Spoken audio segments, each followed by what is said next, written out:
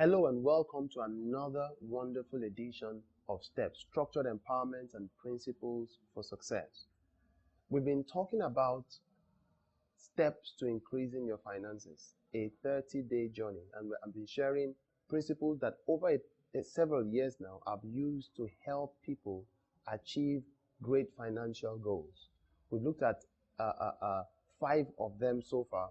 The first one, we said, make God your source. That would be very spiritual things, and it's necessary that you start from the spiritual before you get into the physical. So make God your source. And number 2 is focus on your seeds, not on your needs. Number 3 is set a minimum income level. In other words, set the amount you're believing for.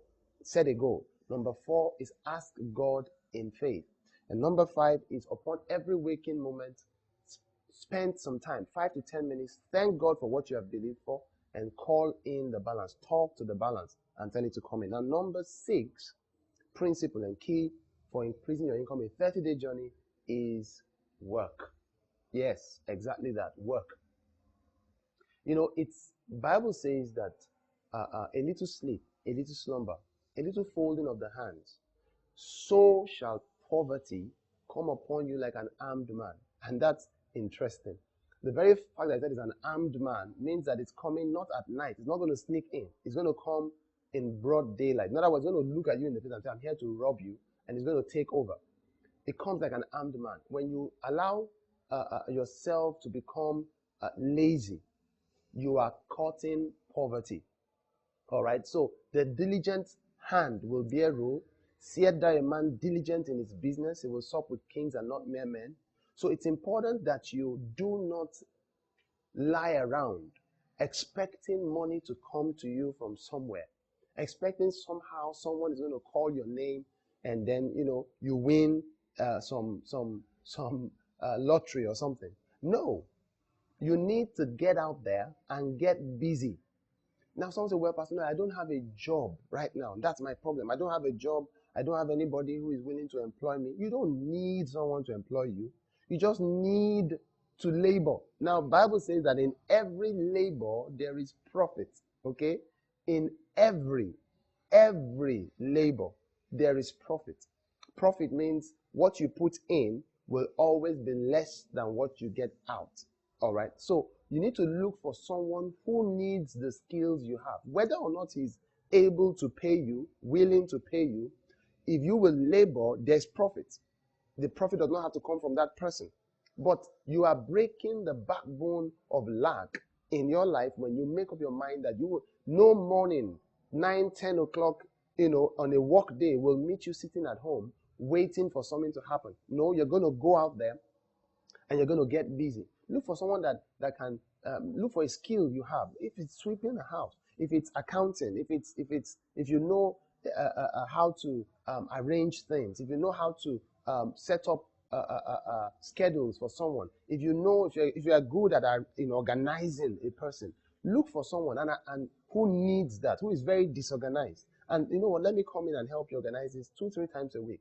Let me come, look for a place, for instance, that you don't have to overextend yourself financially to get to. And if you're already working somewhere, then you need to work extra. This is what I mean.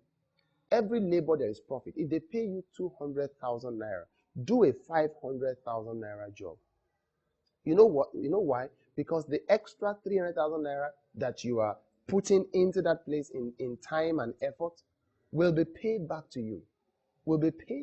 There's profit. God is not unrighteous. He's the judge of all the earth. He's the one that ensures that everyone gets what's coming to him. He is the judge of all the earth. He will have to do right. And he will find a way to get that extra to your hands.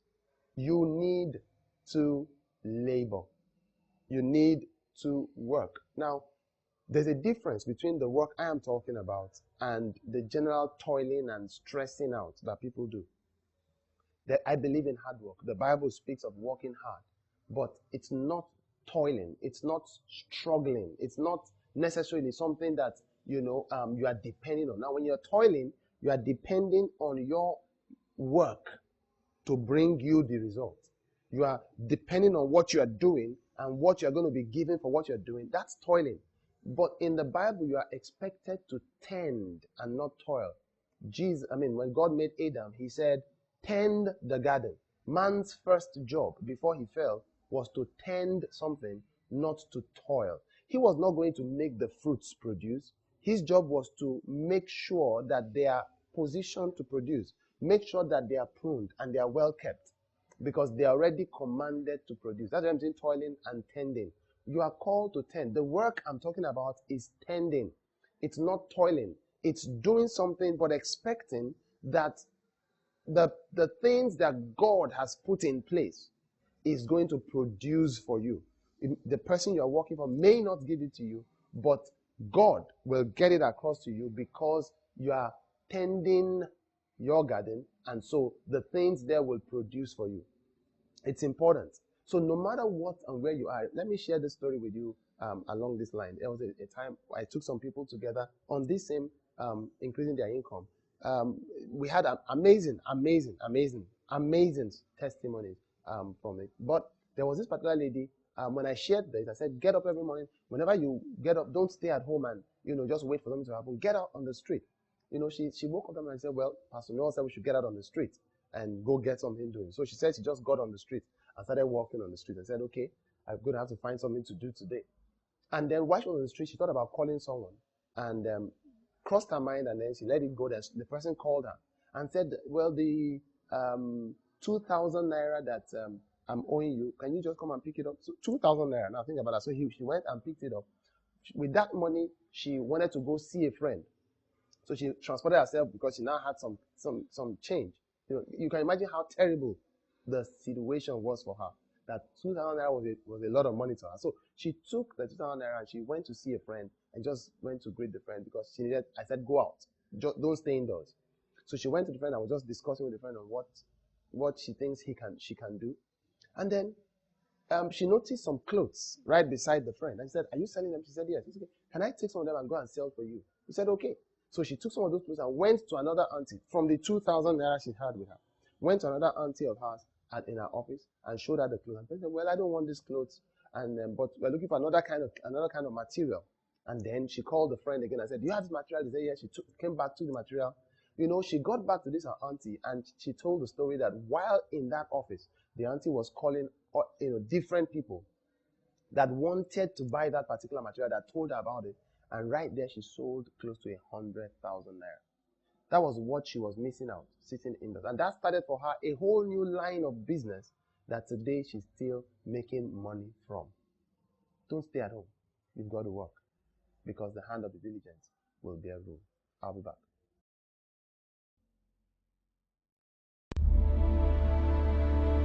A revolution. Sometimes in history, some things happen that's changed the way things have always been.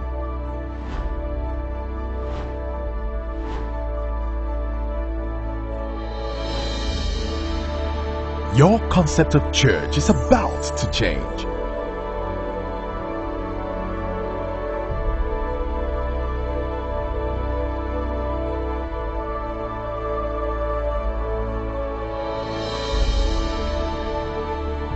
Covenant Light Church. Let's touch lives together. Welcome back. I would like to specially invite you to join us this Sunday at Covenant Light Church. It's an awesome experience.